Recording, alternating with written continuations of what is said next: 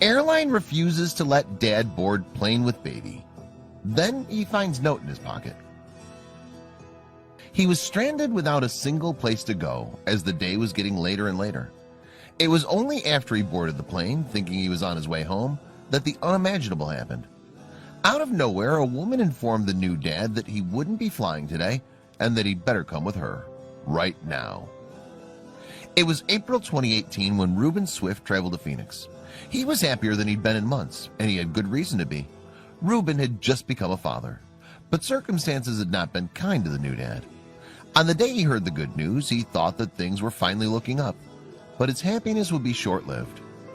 Reuben had been through a long legal battle to get here, but he'd done it.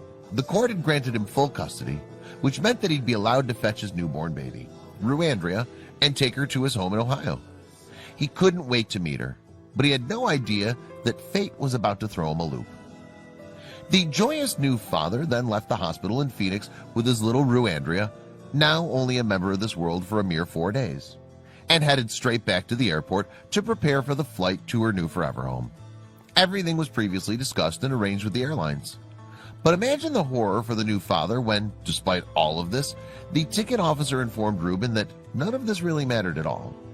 The doctors in the hospital who cared for Ruandria had prepared all the documentation to indicate that she was fit, healthy, and safe to be undertaking a rigorous interstate air trip and everything that goes with it.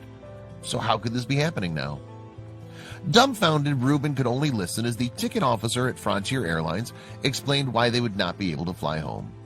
Turns out, according to the officer, there's a policy at the airline that restricts babies who have not attained an age of 7 days from participating in any form of air travel, regardless of how short the trip may be. Devastated and missing his family terribly, Reuben wondered how on earth he was going to overcome this obstacle. He started weighing up his options. Could Reuben sit out the 3 days until Ruandria reached the age to be eligible to fly on the airline?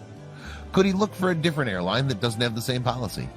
What other option did he have to find their way back to his home in Ohio? He was racking his overwhelmed and confused brain. But wait, now for the next obstacle. I was out of money and the hospital told me that I wouldn't be able to get a birth certificate for 7 days, Reuben explained. I was worried that if security saw me sleeping at the airport with a newborn, they'd take her away from me and charge me with neglect. I was stuck. But the situation was about to get much worse. Reuben did not have a single family member or friend who lived in Phoenix. This meant that there was a brand new father with a brand new baby girl, stranded in a town he didn't know at all, and not a single person to turn to. Was this his destiny for the next 3 days to come?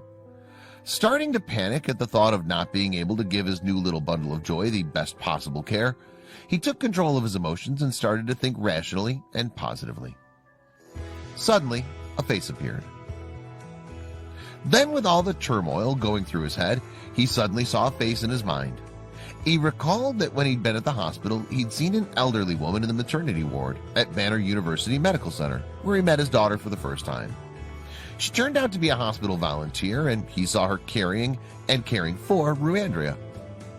He'd spoken to the woman for a few minutes and gotten the immediate impression that she was very kind and nurturing. For some reason, he happened to take her number. He'd written it on a piece of paper and had put it in his pocket. But he didn't even know if she was going to remember him, or his daughter if he called her.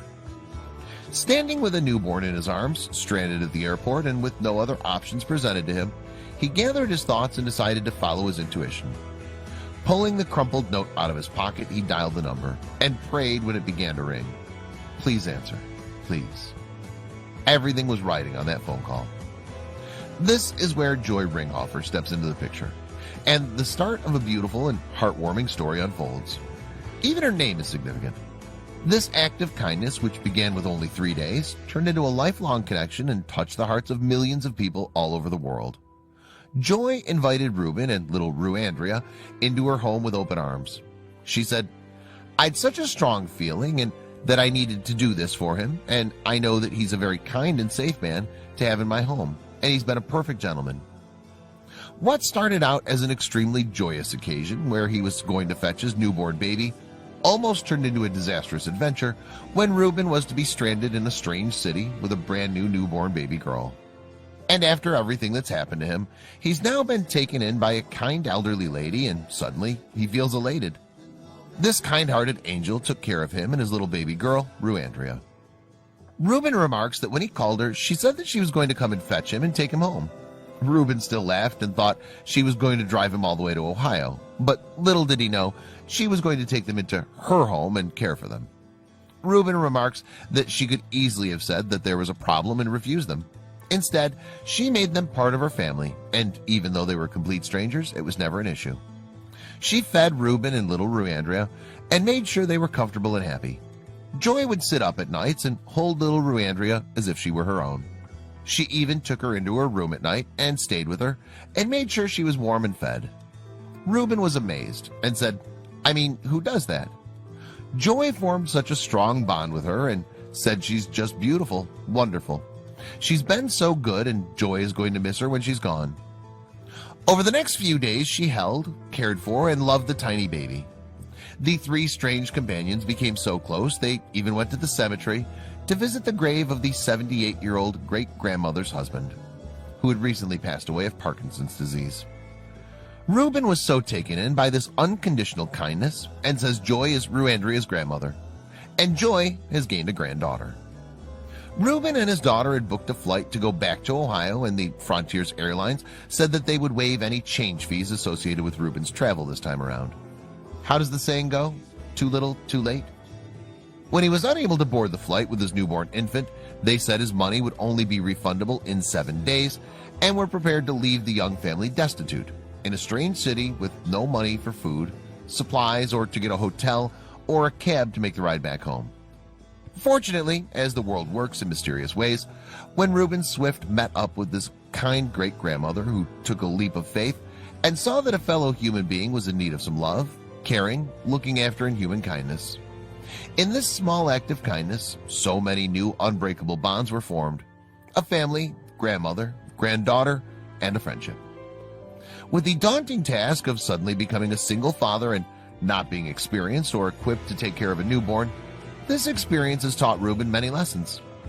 Having followed all the correct procedures, the airlines still had their rules, which can sometimes be pretty ridiculous and unfair.